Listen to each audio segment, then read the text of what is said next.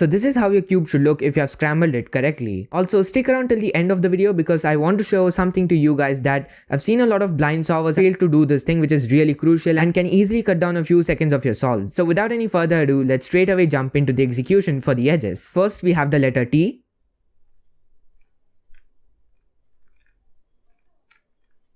Next we have the letter M.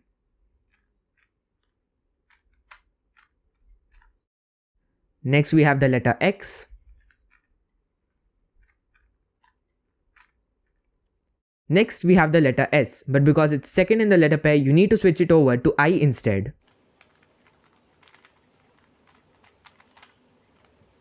Then we have the letter A.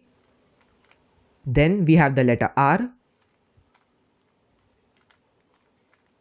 Next we have the letter D.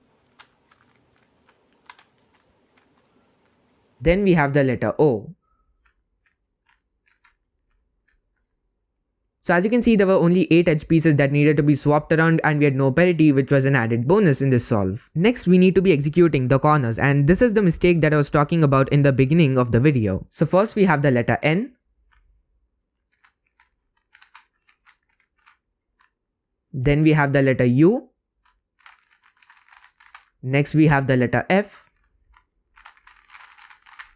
Next we have the letter J, and now here's the mistake I was talking about. Usually what many blind solvers at this level do is that they just do an R prime, as that was the setup move, and then notice that the algorithm starts off with an R, and notice that the first 2 moves didn't affect the cube. It's exactly how it was 2 moves ago. So it basically means that the first and second moves are opposite and they just cancel out. So a smarter option would be to do the remaining moves of the algorithm. You might feel that just doing this and this back doesn't really affect your time all that much, but notice that if you had to do that 8 times, that would really be a lot of trouble. So instead I can do the remaining moves of the algorithm.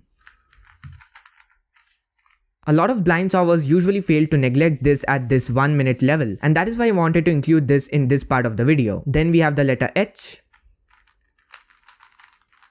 Notice that I did the same thing. Instead of first bringing H to the target location and then thinking what I needed to do, I knew that in my muscle memory and I directly went to executing it. This gradually improves with much more practice, so start focusing on it right now. And lastly we have the letter W.